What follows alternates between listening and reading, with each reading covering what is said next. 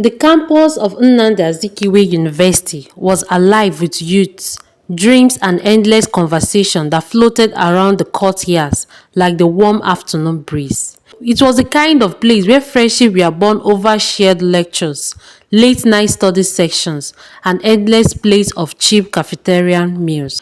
Among the thousands of students who walked those tired paths every day, three young women stood out wherever they went. Their names were Mma Obinna, Kendra Ifesinachi, and Uloma Uzochukwu. They were known across campus simply as the Golden Ladies. Mma was the one most people noticed first.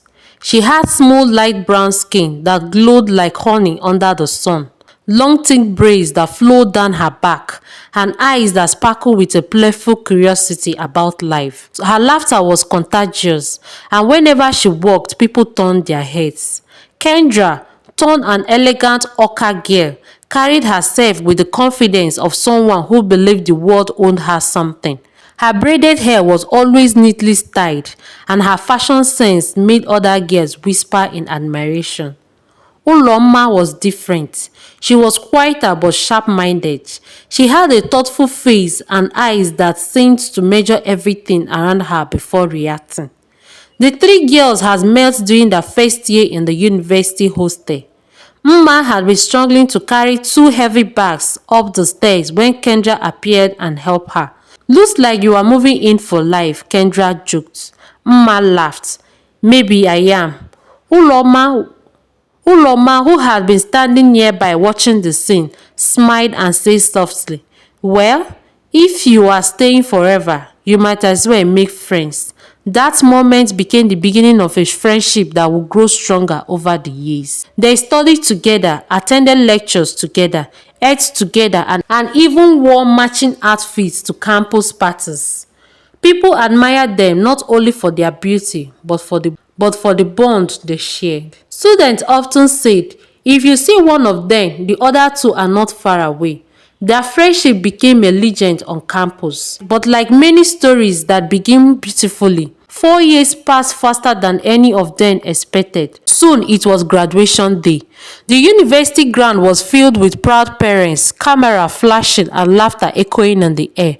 Mma, Kendra and Uloma stood together in their graduation gown, holding their certificate tightly as if they were keys to a brighter future.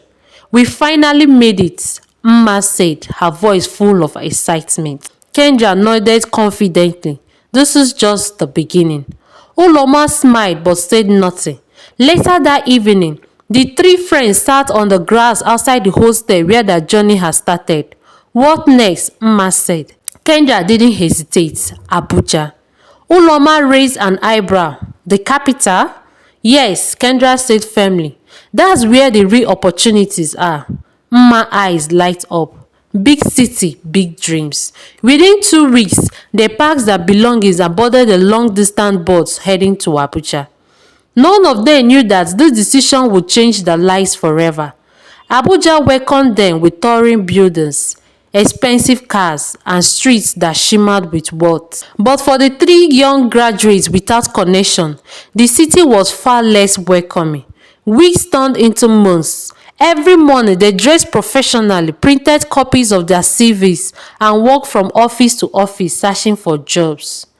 But the answer was always the same: "We will call you," or worse, "no vacancy." The rejection slowly drained their hope.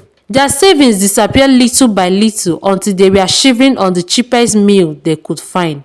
One evening, as the sun faded behind the Abuja skyline, the girls sat silently inside their small apartment in Cameo Estate, a modest building that housed young people chasing dreams just like them. Mma suddenly burst through the door. Her face was glowing with excitement. "Girls, girls, girls, girls, girls!" she shouted breathlessly. Kendra looked up. "What happened?"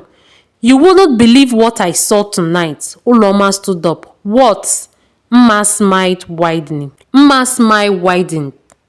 "I went to a nightclub with some girls I met, and the money those men were spending."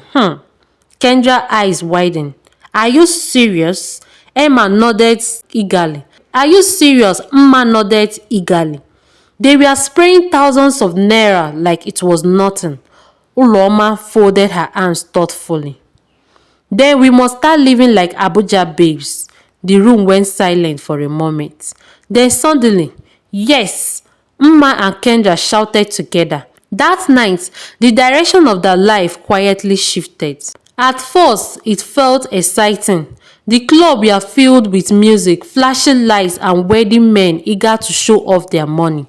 Mma, Kendra, and Uloma quickly became popular. Their beauty attracted attention everywhere they went. Men bought them drinks. Politicians invited them to private parties. Businessmen competed to impress them. Soon, the girls began living a lifestyle far beyond what they could ever afford themselves. Expensive dresses, luxury restaurants, weekend trips. Money sprayed on them while they danced in clubs. But behind the glamour was a dangerous truth. They have become entangled with powerful men, men whose money came with expectation. Still, none of them spoke about it openly until the day everything changed. One warm afternoon, Mma stopped by a roadside vendor selling roasted corn near a busy Abuja street. She stood quietly waiting for her corn to finish roasting. Suddenly, a sleek black luxury SUV pulled over nearby. The door opened.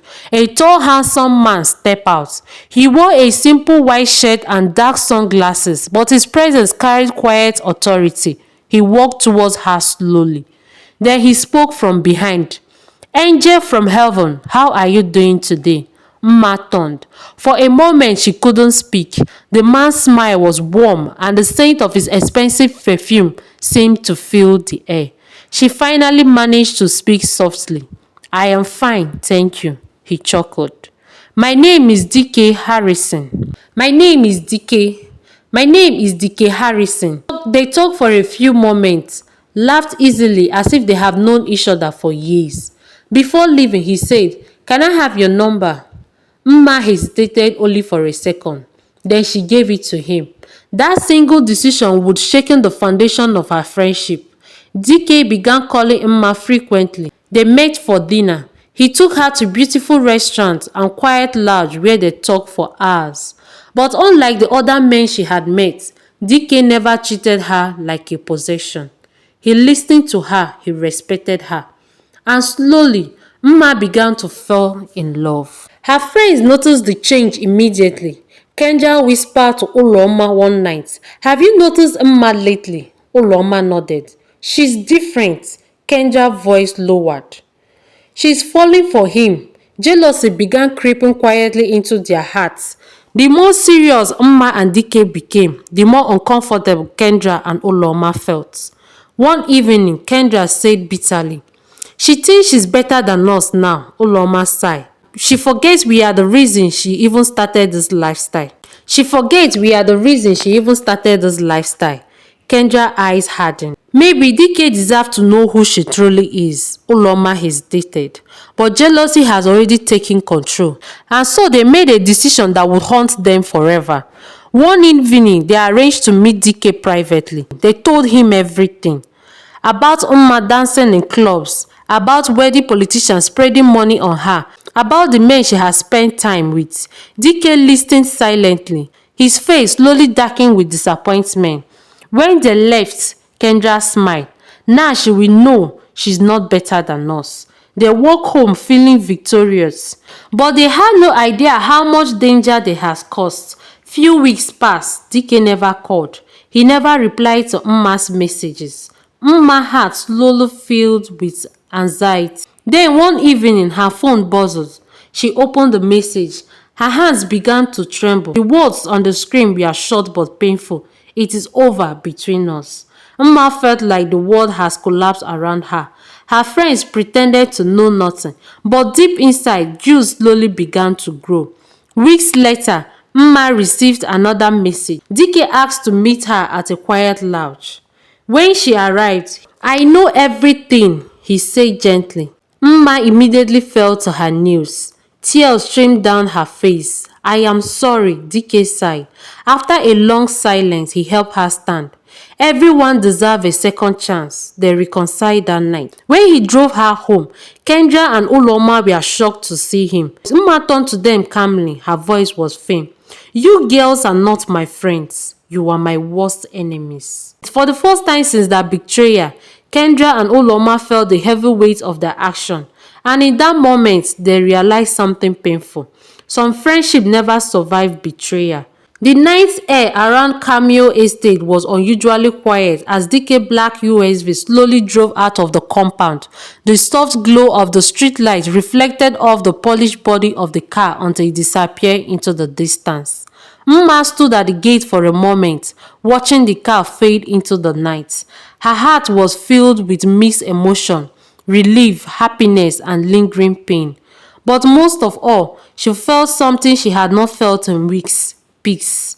She slowly turned and began walking back into the apartment. Inside, the sitting room lights were on.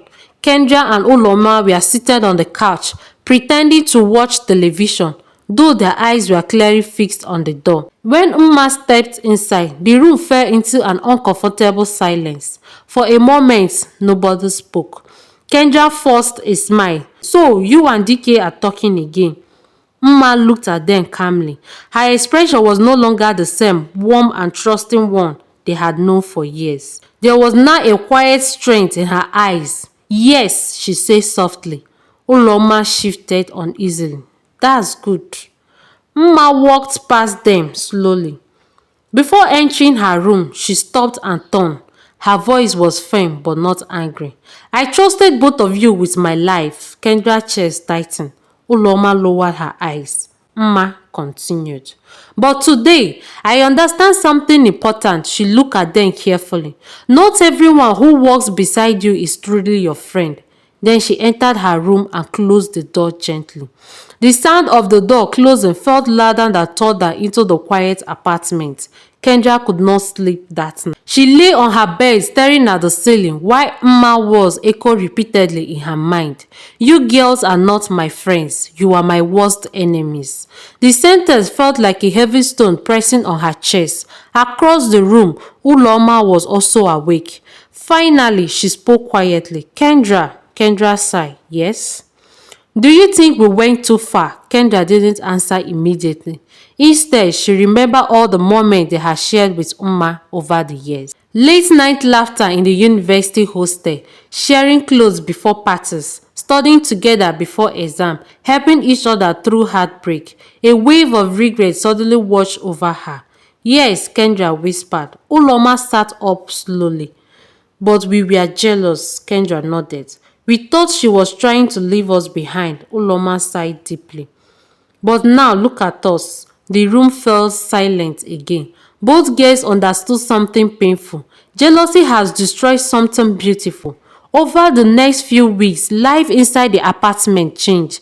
Mma became quieter. She no longer shared every details of her life with Kendra and Uloma like before. Instead, she focused on rebuilding herself. She stopped going to nightclubs. She stopped answering calls from the wedding men who once showered her with attention. DK supported her through the process. One evening, they sat together at a quiet cafe overlooking a small lake in Abuja. The sunset painted the sky with soft shade of orange and purple. Mma looked thoughtful. I want to change my life, DK smiled gently. You already started. She looked at him. But I want something real. A job, a career, something honest. DK nodded proudly. That's the Mma I admire. He paused before speaking. I might be able to help. Mma raised an eyebrow. How? There is a friend of mine who owns a marketing firm. They are looking for a new graduate. Mma's eyes widened with hope. Really? DK nodded. Really. For the first time since moving to Abuja, Mma felt her dreams returning. 2 weeks later, Mma sat nervously inside a modern office building in the center of Abuja.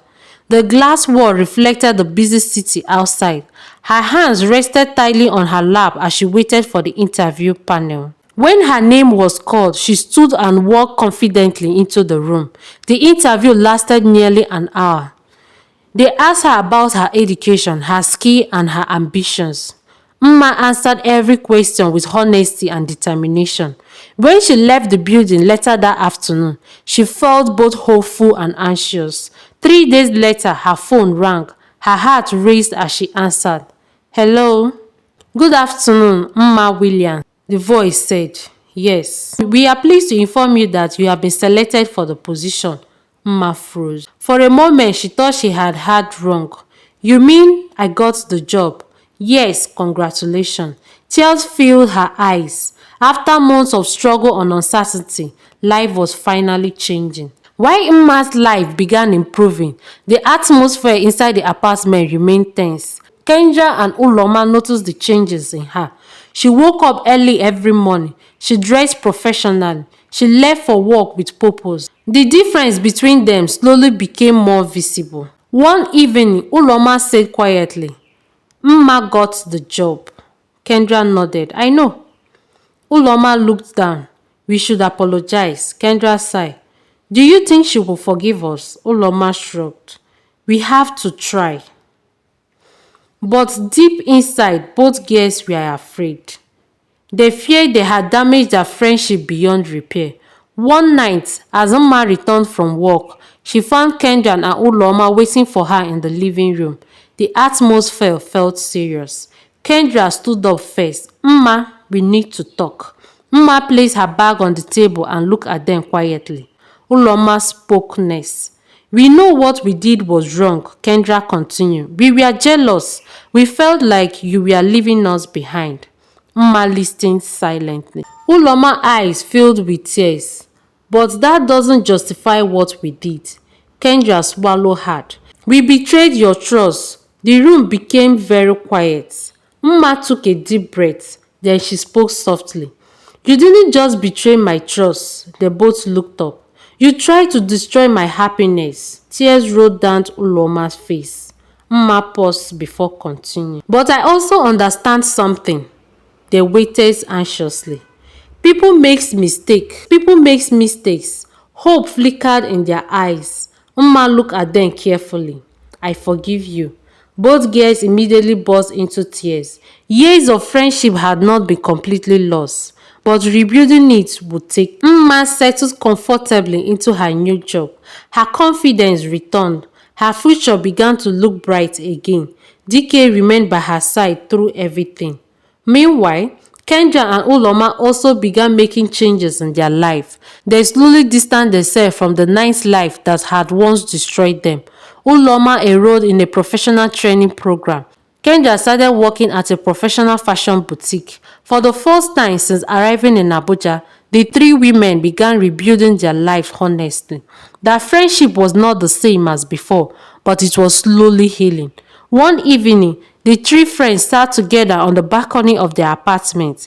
The Abuja skyline glitters in the distance. Mma looked at them thoughtfully. "Do you remember our university days?" Kendra laughed softly.